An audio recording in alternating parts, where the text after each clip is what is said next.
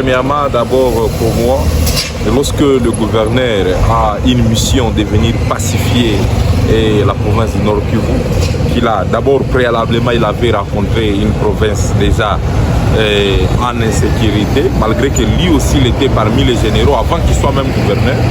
Mais aujourd'hui, le gouverneur, une année maintenant, sur le plan sécuritaire, dans la ville de Goma, on n'a pas vu des avancées significatives. Sur le plan, sur le niveau provincial également, on n'a pas vu réellement des avancées.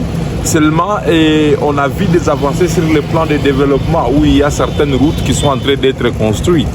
Et pour nous, nous pensons que la mission principale est celle de nous ramener la paix dans la province du Nord Kivu et beaucoup plus réorganiser, reconstruire également la province qui est aujourd'hui détruite par la guerre, la province qui est détruite également par la division intercommunautaire.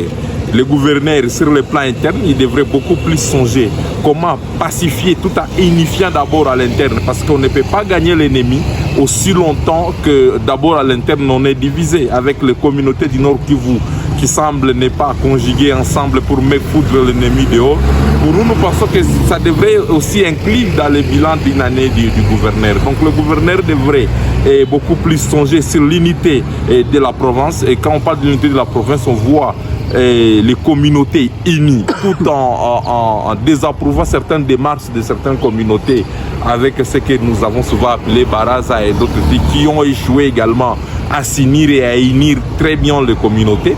Il est très important que le gouverneur puisse s'inscrire dans une dynamique de cohésion et de reconstruction pour que cette population soit résiliente face à l'ennemi. Que cette population ne puisse pas penser que voilà, chez l'ennemi, on vit mieux que dans les zones contrôlées par le gouvernement. Et donc, il est très important que nous puissions construire cette culture de résilience, que le gouverneur puisse songer à cette politique pour gagner la guerre.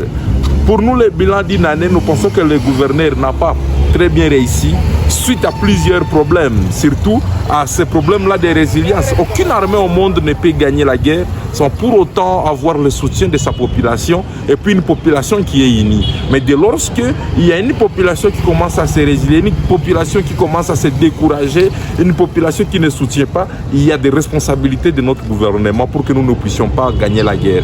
Nous allons évaluer le bilan du gouverneur beaucoup plus sur les avancées sur le terrain parce que pour nous, le plus grand combat et la plus grande lutte que nous sommes en train d'exhorter à notre gouverneur d'emboîter, c'est de lancer les offensives jusqu'à ce que nous puissions nous rassurer que nous avons l'intégralité de notre province sous la gestion des fils du Congo.